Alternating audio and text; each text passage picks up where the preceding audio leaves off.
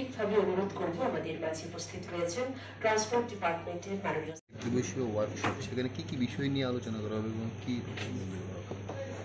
এটা আমাদের রাজ্য পরিবহন দপ্তরের উদ্যোগে এই এক দিবসীয় ওয়ার্কশপ, যেখানে আপনারা দেখতে পাচ্ছেন যে ট্রান্সপোর্ট সেক্রেটারি, ট্রান্সপোর্ট কমিশনার থেকে শুরু করে আমাদের ট্রান্সপোর্ট ডিপার্টমেন্টের বিভিন্ন আধিকারিকগণ এবং আমাদের রাজ্যের বিভিন্ন লাইন ডিপার্টমেন্টে যারা প্রতিনিধিরা আছেন তাদেরকে সঙ্গে নিয়ে আমরা এই অনুষ্ঠান করছি। মূলত যে ভেহিকেল স্ক্র্যাপিং পলিসি কেন্দ্রীয় সরকার সিদ্ধান্ত গ্রহণ করেছে 2021 সালে, যে পরিবেশকে নির্মল রাখতে হবে এবং এতে করে 15 বছর বেশি যা বয়স গাড়ির, সেই গাড়িগুলো যেগুলো সরকারি কাজে ব্যবহৃত হচ্ছে সেই গাড়িগুলোকে স্ক্র্যাপ করা হবে।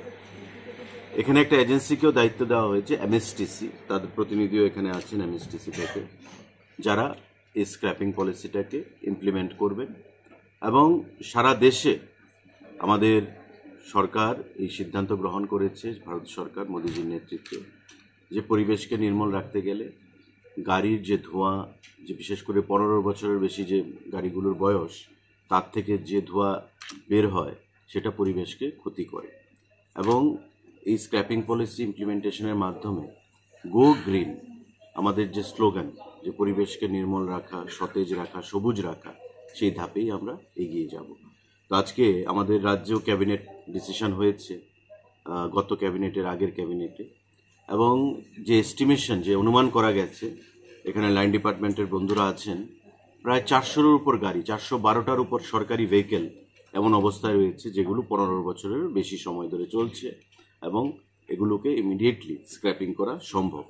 তো আজকে what is this scraping policy is all about, এই স্ক্র্যাপিং পলিসিটা কি, কেন এটাকে করা হবে, কেন উচিত করা, সে বিষয়ে দুটো সেশন হবে। একটা হবে আমাদের উদ্বোধনী সেশন এবং দ্বিতীয়টা হবে টেকনিক্যাল সেশন। এই টেকনিক্যাল সেশনে আমাদের যারা আধিকারিকরা রয়েছেন, টেকনিক্যাল এক্সপার্টরা, তারা বিস্তারিতভাবে সেখানে ব্যাখ্যা দেবেন এবং পরবর্তী সময় গভর্নমেন্টের যারা আমাদের দপ্তরের প্রতিনিধিরা এখানে এসছেন, তারা তাদের দপ্তরে গিয়ে সেখানে আমাদের দপ্তরের সঙ্গে কোঅর্ডিনেশন করে এই স্ক্র্যাপিং পলিসিটা আগামী দিনে আমরা ত্রিপুরা রাজ্যে ইমপ্লিমেন্ট করব। আজকে সে বিষয়ে এখানে একদিনের ওয়ার্কশপ।